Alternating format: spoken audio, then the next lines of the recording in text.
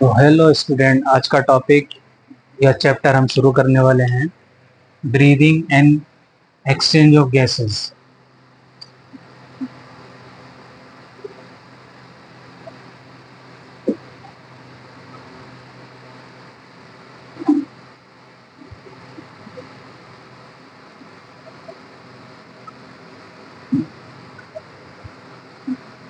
इस चैप्टर को हम कुछ पार्ट्स में डिवाइड कर लेते हैं और फिर उसको वन बाय वन पढ़ेंगे हम, ठीक है। जैसे पहला है इंट्रोडक्शन पढ़ेंगे, then respiratory organ,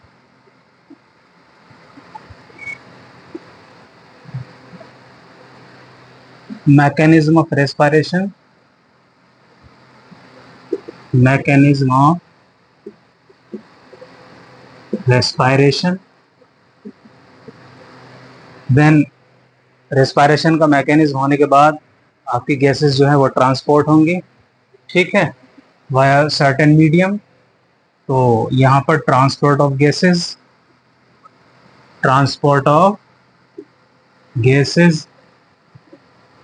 then exchange of gases.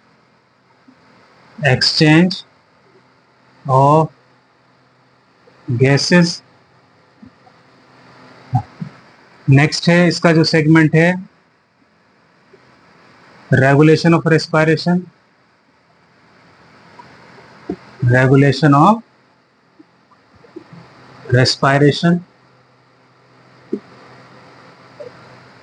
Then respiratory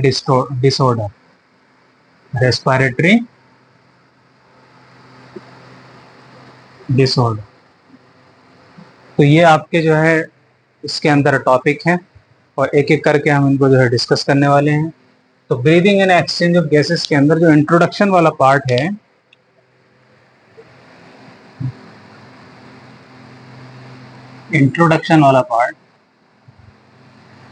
इसके अंदर कुछ पॉइंट्स हैं, उनको हम यहाँ डिस्कस कर लेते हैं। ऑर्गेनिज्म यूटिलाइज ऑक्सीजन इनडायरेक्टली, यानी यहाँ पर जो ऑक्सीजन यूटिलाइज कर रहा है ऑर्गेनिज्म वो इनडायरेक्टली यूटिलाइज कर रहे हैं। क्यों यूज कर रहे हैं? टू मेटाबोलाइज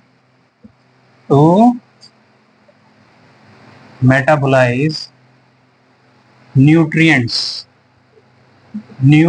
को मेटाबोलाइज करने के लिए, ठीक है। यानी ऑर्गेनिज्म जो है ऑक्सीजन को यूटिलाइज करेंगे और मेटाबोलाइज करेंगे न्यूट्रिएंट्स को। अच्छा, जब न्यूट्रिएंट्स का मेटाबॉलिज्म होगा, अब वो न्यूट्रिएंट्स कौन कौन से हैं? एग्जाम्पल जैसे glucose, amino acid, fatty acid ETC, ठीक है। इन न्यूट्रिएंट्स को मेटाबोलाइज करके यहाँ से एनर्जी रिलीज होगी टू डिराइव एनर्जी, और यहाँ से एनर्जी ड्राइव करेंगे टू ड्राइव एनर्जी। जाहिर बात है, जब इन फूड का ऑक्सीडेशन होगा तो यहाँ से एनर्जी रिलीज होगी to derive energy in the form of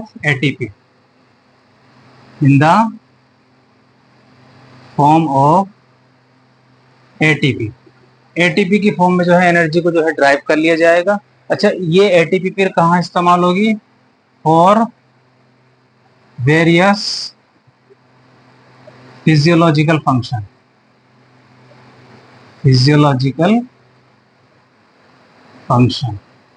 ठीक है। बॉडी के अंदर जो फंक्शंस चल रहा है, उनको जो एनर्जी की जरूरत है वो सब की सब कैसे हो रही है? इन फूड्स को मेटाबोलाइज करके हो रही है, ऑक्सीडेशन करके हो रही है। इसलिए रेस्पिरेशन का बहुत बड़ा रोल है हमारी बॉडी के अंदर, रेस्पिरेटरी सिस्टम का रोल। अंडरस्टैंड? नाउ हम यहाँ पर देखें, ड्यूरिंग कैटाबॉलिक रिएक्शन, जाहिर बात है ऑक्सीडेशन हो रहा है, ब्रेकडाउन हो रहा है लार्ज सब्सटेंसेस का इनटू स्मॉल सब्सटेंसेस। तो ड्यूरिंग कैटाबॉलिक कैटाबॉलिक रिएक्शन, जब कैटाबॉलिक रिएक्शन होगी ना तो यहाँ पर जो आपके ये ऑर्गेनिक कंपाउंड से इनका ऑक्सीडेशन होगा, तो यहाँ से एक हार्मफुल गैस निकलेगी, हार्मफुल गैस। वो हार्मफुल गैस कौन सी है? Carbon dioxide, which has to be eliminated from the body. तो एलिमिनेटेड फ्रॉम द बॉडी, इसको हम जो है बॉडी से एलिमिनेटेड किया जाता है, एलिमिनेटेड फ्रॉम द बॉडी। ठीक है, क्लियर है। और अगर यहां देखा जाए तो ऑक्सीजन जो है वो कॉन्टिन्यूसली सप्लाई होता है बॉडी को, ऑक्सीजन सप्लाई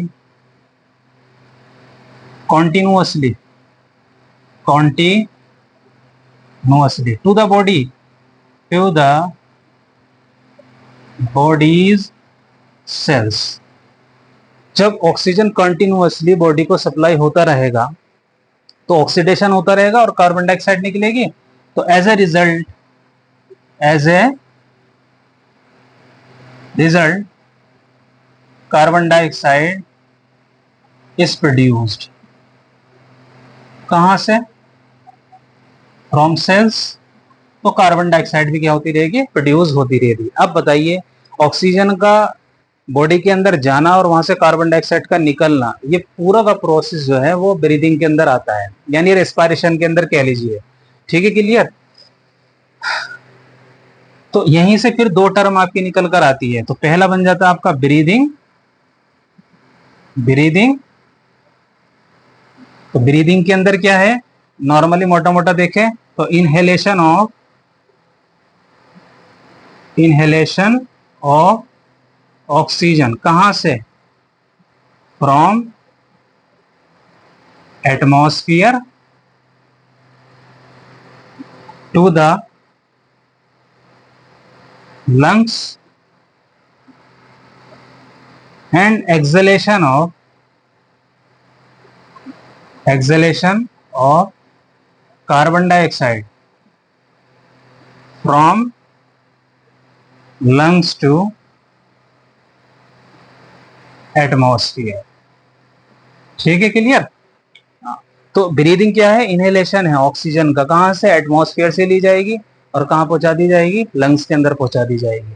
और एक्सलेशन क्या होता है? कार्बन डाइऑक्साइड को लंग से एटमॉस्फेयर की तरफ को रिलीज कर दिया जाता है एक्सलेशन के दौरान में। ठीक है, क्लियर है। तो ब्रीदिंग के लिए और एक और डेफिनेशन है यहां पर, जैसे एक्सचेंज ऑफ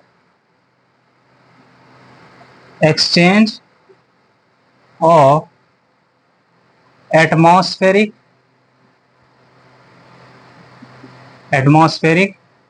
एयर, जैसे कि ऑक्सीजन किसके साथ? With carbon dioxide produced from body. ठीक है, क्लियर। यहां तक बात समझ में आ गई? ठीक है। अब यहीं से जरा हम रेस्पिरेशन को देख लेते हैं। छोटा सा पार्ट है रेस्पिरेशन। तो अगर देखा जाए ना तो ब्रीदिंग को ही रेस्पिरेशन कहते हैं, आल्सो नोन एज रेस्पिरेशन। ठीक है, क्लियर है। हाँ, उतारो यहां तक। फिर रेस्पिरेशन में होता क्या है? तो यहां रेस्पिरेशन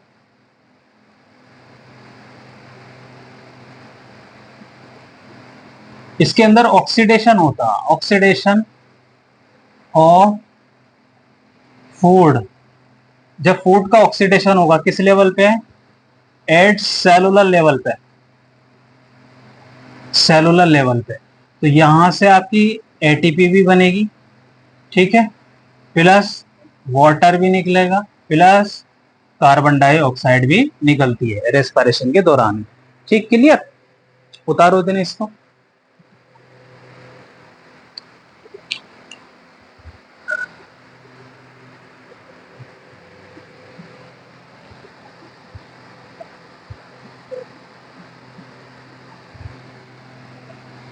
अब यहाँ रेस्पिरेशन की कुछ स्टेजेस हैं, उनको देख लेते हैं। क्या क्या है रेस्पिरेशन की स्टेजेस?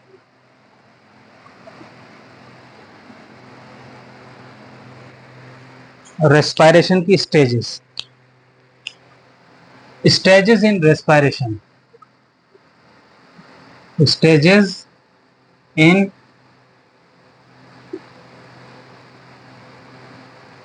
रेस्पायरेशन। ठीक,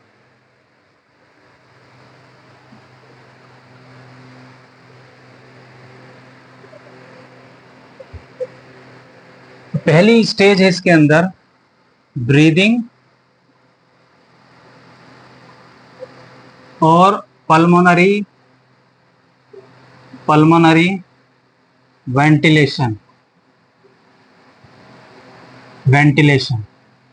ठीक है, पल्मोनरी वेंटिलेशन और ब्रीदिंग में होता क्या है, एक्सचेंज ऑफ गैसेस ही होता है, एक्सचेंज ऑफ गैसेस।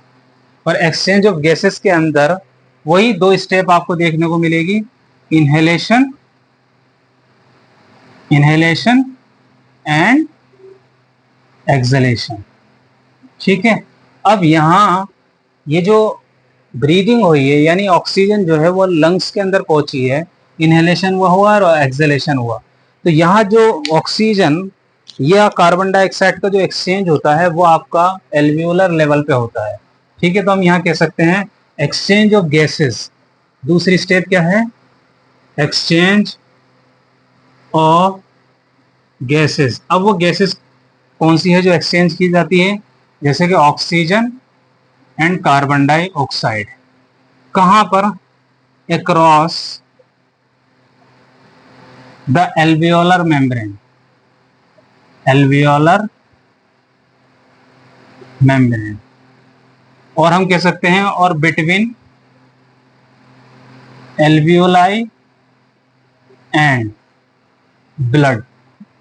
ठीक है, एल्वियोलाई और ब्लड के बीच में एक्सचेंज होगा। आगे वैसे डायग्राम देखेंगे मगर फिर भी एक मैं बना देता हूं। यहाँ ये आपकी एल्वियोलाई है और यहाँ आपकी कैपिलरी है। ठीक है, क्लियर, एल्वियोलाई और कैपिलरी, कैपिलरी। ठीक, तो यहां ना है गैस का एक्सचेंज होगा, ये यहाँ कार्बन डाइऑक्साइड और यहाँ कौन आएगी आपकी, ऑक्सीजन। ठीक है, क्लियर। तो यहाँ है आपका ब्लड और ये है आपकी एल्वियोलाई। ठीक, क्लियर। तो एक्सचेंज ऑफ गैसेस होगा across the alveolar membrane between alveoli and blood. ये दूसरा स्टेप हो गया रेस्पिरेशन का। तीसरा स्टेप क्या होगा, जब एक्सचेंज हो जाएगा, ब्लड के अंदर ऑक्सीजन पहुंच जाएगा, तो यहां पर तीसरी स्टेप बनेगी transport of, transport of gases. यहां गैसेस का ट्रांसपोर्टेशन होगा तीसरे स्टेप के अंदर। ठीक, फिर उसके बाद फोर्थ स्टेप है, अच्छा ये होता कैसे है, तो ये बाय डिफ्यूजन के जरिए होगा, बाय डिफ्यूजन के जरिए से यहां डिफ्यूजन होगा। ठीक है, across the alveolar membrane. Transport of gases, अब कैसे होंगी ट्रांसपोर्ट ऑफ गैसेस, उसको हम एक अलग टॉपिक है जो मैंने शुरू में ही सेगमेंट्स डिवाइड किए थे, सब टॉपिक्स, उसी के अंदर हम डिस्कस करेंगे transport of gases, mechanism of respiration के बाद में। तो गैसेस का ट्रांसपोर्टेशन हो गया। फोर्थ पॉइंट की अगर हम यहाँ बात करें तो यहाँ पर फिर दोबारा से एक्सचेंज ऑफ गैसेस होएगा, exchange of gases. Exchange of gases क्या है, तो ये किस लेवल पे होगा, at the level of, at the level of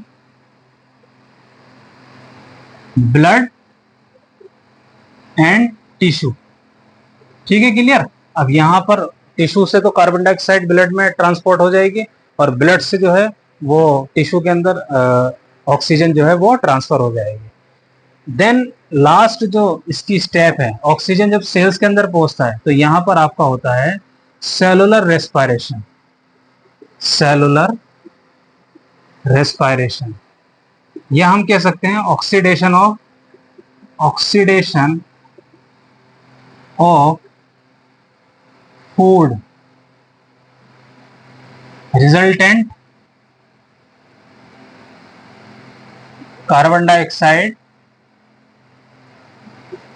is released. तो क्या चीज निकल के भागती फिर यहां से, कार्बन डाइऑक्साइड रिलीज होती है। ठीक है, ये आपकी 5 स्टेप। क्लियर है यहां तक बात? उतारो इसको इतना।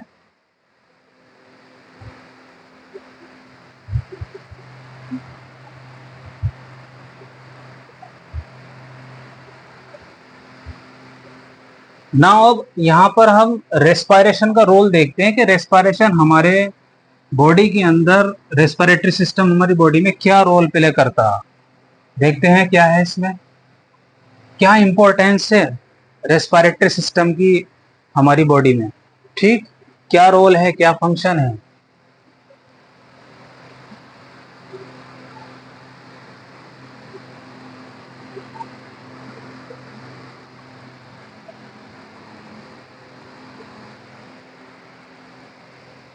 Function of respiratory system, function of respiratory system, क्या रोल है रेस्पिरेटरी सिस्टम का। ठीक है, तो देखो सबसे पहला रोल तो प्राइमरीली मेनली जो है वो एक्सचेंज ऑफ गैसेज ही है, एक्सचेंज ऑफ गैसेस। एक तो है कि गैसेस का एक्सचेंज होना है, दूसरी बात यहां पर ब्लड का जो पीएच है ना वो भी रेगुलेट किया जाता है रेस्पिरेटरी सिस्टम से। Regulation of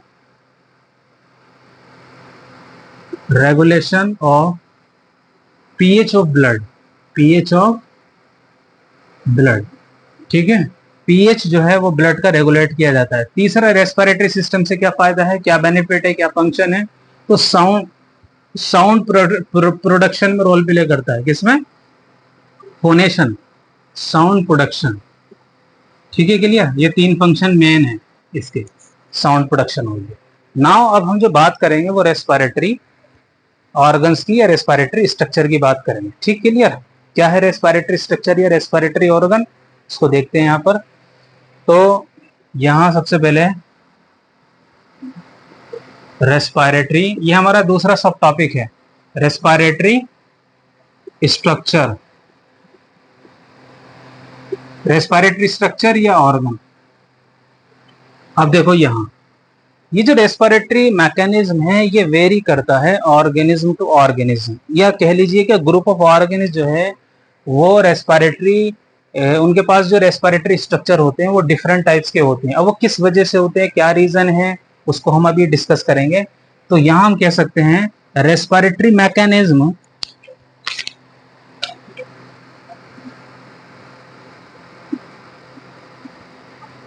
respiratory mechanism very amongst different organisms, amongst different organisms, different organism में ये जो रेस्पिरेटरी स्ट्रक्चर है या रेस्पिरेटरी मैकेनिज्म है वो वेरी करता है अमंग डिफरेंट ऑर्गेनिज्म। ठीक है, इसकी वजह क्या है, respiratory mechanism very among different organism.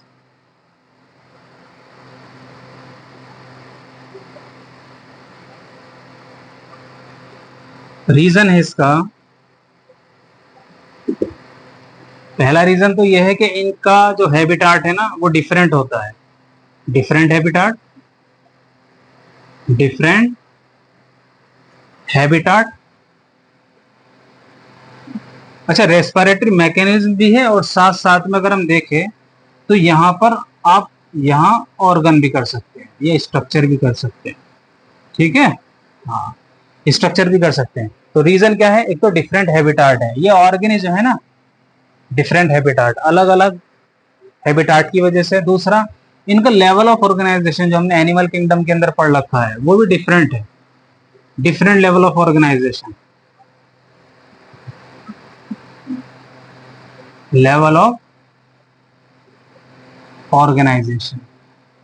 ठीक, कोई टिश्यू लेवल पे है, कोई ऑर्गन लेवल पे है, और कोई देखा जाए तो ऑर्गन सिस्टम लेवल पे है।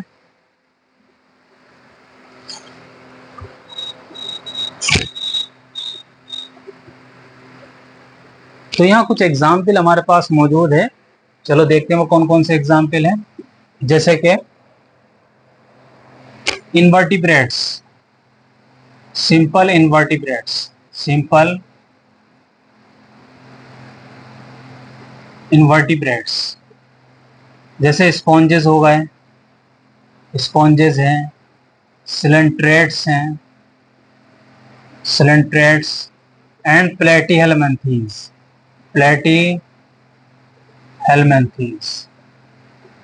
यहां पर जो एक्सचेंज ऑफ गैसेस है, एक्सचेंज ऑफ गैसेस, वो होता है बाय जनरल बॉडी सरफेस। ठीक है, जनरल बॉडी सरफेस से, बॉडी है जनरल बॉडी सरफेस, वहीं से जो है गैसेस का एक्सचेंज हो जाएगा। कैसे होगा? बाय डिफ्यूजन, डिफ्यूजन के जरिए हो जाएगा। ठीक है, क्लियर। दूसरा केस हमारा यहां देखने को मिलेगा एनालिट्स के अंदर। दूसरा केस क्या है? ये तो पहला हो गया। दूसरा केस है अर्थवॉर्म। अर्थवॉर्म ये आपका एनेलिडा का मेंबर है, फेरिटीमा पोस्ट्यूमा। ठीक है, अर्थवॉर्म, एनेलिड्स। यहां इनके पास में मॉइस्ट क्यूटिकल होती है, मॉइस्ट क्यूटिकल। ये मॉइस्ट क्यूटिकल के जरिए ही जो गैसेस का एक्सचेंज हो जाता है। ठीक है, मॉइस्ट क्यूटिकल। अर्थवॉर्म में एनेलिड्स हैं, moist cuticle play role in exchange of gases, exchange of gases. इसे ही हम, ये जो मॉइस्ट क्यूटिकल के जरिए से जो रेस्पिरेशन हो रहा है, इसी को हम क्यूटेनियस रेस्पिरेशन कहते हैं, क्यूटेनियस रेस्पिरेशन। ठीक है, तो देखो इसमें स्ट्रक्चर भी अलग अलग है और मैकेनिज्म भी इनका क्या है, अलग है। तीसरा जो इसका एग्जाम्पल है वो है गिल्स के जरिए से। ठीक है, कुछ ऐसे ऑर्गेनिज्म जिसमें जो है रेस्पिरेशन या गैस का जो एक्सचेंज हो रहा है वो गिल्स के जरिए से हो रहा है।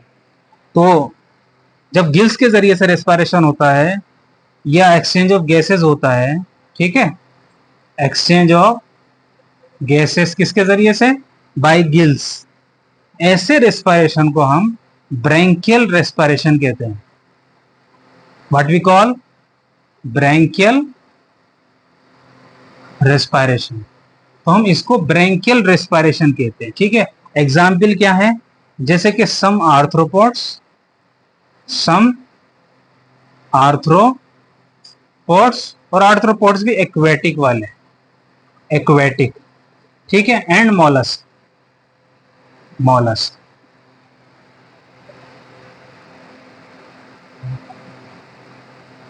ठीक, ये कुछ एग्जाम्पल हो। अभी आगे और भी एग्जाम्पल है इसमें, जैसे फोर्थ, इन इंसेक्ट्स, इंसेक्ट्स, इंसेक्ट्स के अंदर नेटवर्क होता है ट्यूब का, नेटवर्क और ट्यूब, उसे ही हम ट्रैकियल सिस्टम कहते हैं, ट्रैकियल सिस्टम। ये रेस्पॉन्सिबल है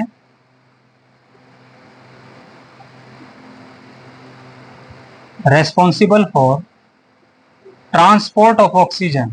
इसके अंदर ब्लड का केस नहीं है कि ब्लड ट्रांसपोर्ट करेगा ऑक्सीजन को, इसलिए देखो मैकेनिज्म अलग है। इसके अंदर ना है ट्यूब्स हैं, और फर्दर ये जो है ट्रैक्यूल्स में और आगे चल के सेल्स में डिवाइड हो जाती है, और पर्टिकुलर सेल्स में ये ऑक्सीजन को ट्रांसपोर्ट करती है। ठीक है, तो responsible for transport of oxygen with in body, with in body के अंदर तक पहुंचा के आती है। ठीक है, ट्रैकियल ट्यूब। ठीक, क्लियर यहां तक बात। नेक्स्ट अगर हम देखें, अच्छा दूसरी बात, जो ये गिल्स हैं यहाँ इसको अगर हम थोड़ा सा और ऐड करना चाहें तो ये एक वेस्कुलराइज्ड स्ट्रक्चर है, वेस्कुलराइज्ड स्ट्रक्चर। अच्छा, अगर हम गिल्स की अगर हम बात करें तो यहाँ पर गिल्स में और एक एग्जाम्पल है, फिशेस भी गिल्स के जरिए से ही रेस्पिरेशन करती है, जिसके अंदर वो सिंगल सर्कुलेशन, सिंगल सर्किट होता है। ठीक है, ऑक्सीजनेटेड ब्लड जो है गिल्स से बॉडी को जा रहा है, बॉडी से डीऑक्सीजनेटेड ब्लड वो बॉडी में आके, बॉडी से डीऑक्सीजनेटेड ब्लड हार्ट में जा रहा है। ठीक, क्लियर। तो ये आपका वेस्कुलराइज्ड स्ट्रक्चर है यहाँ पर। अब लास्ट जो केस है हमारा, सेकंड लास्ट के लीजिए, तो यहाँ पर जो इनवर्टिब्रेट्स हैं, higher invertebrates, sorry higher vertebrates, higher vertebrates, जैसे कि एम्फीबिया, ये क्लासेस है ना, एम्फीबियंस, रेप्टिलिया, ठीक। फिर यहां पर एव्स एंड मैमल्स, यहां वेस्कुलराइज्ड बैग होता, वेस्कुलराइज्ड बैग, उसका नाम है लंग्स। और लंग्स के जरिए जब भी रेस्पिरेशन होगा तो यहां पर हमने पहले डिस्कस भी किया था, उसको हम पल्मोनरी रेस्पिरेशन कहते हैं। क्या बोलते हैं? Pulmonary respiration. ठीक, क्लियर। अब एक केस देख लेते हैं यहाँ पे, जो फ्रॉग का केस है ना, वो थोड़ा सा डिफरेंट है। फ्रॉग वाला केस क्या है? फ्रॉग का केस, फ्रॉग के अंदर अगर रेस्पिरेशन गिल्स के जरिए से हो रहा है तो ये लार्वल स्टेज में होता है, इसकी लार्वल स्टेज में। और अगर यहां पर स्किन के जरिए हो रहा तो स्किन के जरिए से जो रेस्पिरेशन होगा उसको क्यूटेनियस रेस्पिरेशन कहते हैं, क्यूटेनियस रेस्पिरेशन। और ये होता है आपका ऑन लैंड, लैंड पे ही करता है। ठीक है, क्लियर। और कहां पर कर सकता है ये hibernation and aestivation, hibernation and aestivation.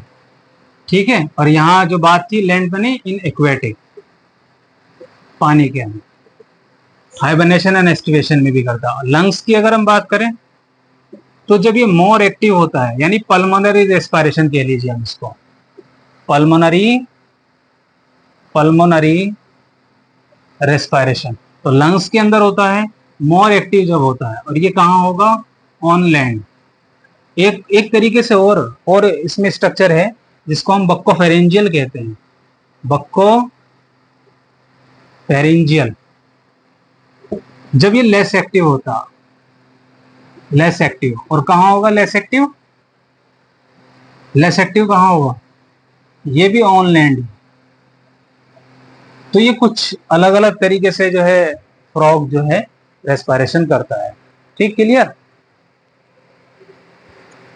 अब यहां कुछ रेस्पिरेशन की स्टेजेस देख लेते हैं। यहां तक तो समझ में आया? तो यहां देखो रेस्पिरेशन की स्टेजेस देखते हैं क्या क्या है रेस्पिरेशन की stages. Stages in respiration,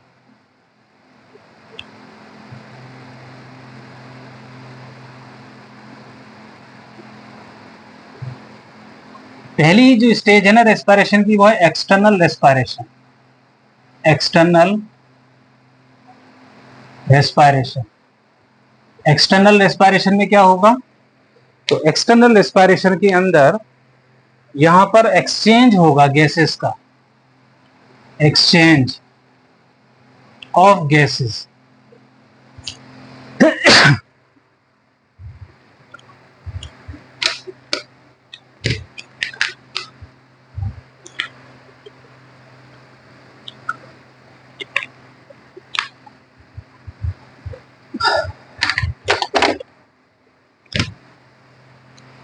exchange of gases between atmosphere and lungs। दूसरा केस, तो दूसरी स्टेज है आपकी internal respiration. Internal respiration, internal respiration की अगर हम बात करें तो यहां पर हमें दो सब फेजेस देखने को मिलेंगे। पहला, इंटरनल रेस्पिरेशन में यहां पहला जो होगा गैसेस का एक्सचेंज वो बिटवीन लंग्स एंड ब्लड होगा, और दूसरा यहां होगा ब्लड एंड टिश्यू। और जो रेस्पिरेशन की तीसरी स्टेज है उसे ही हम सेलुलर रेस्पिरेशन कहते हैं। ठीक है, सेलुलर रेस्पिरेशन, सेलुलर रेस्पिरेशन। ठीक, सेलुलर रेस्पिरेशन में समझ गए, यानी वो ऑक्सीडेशन ऑफ फूड होगा यहां पर। ठीक है, क्लियर।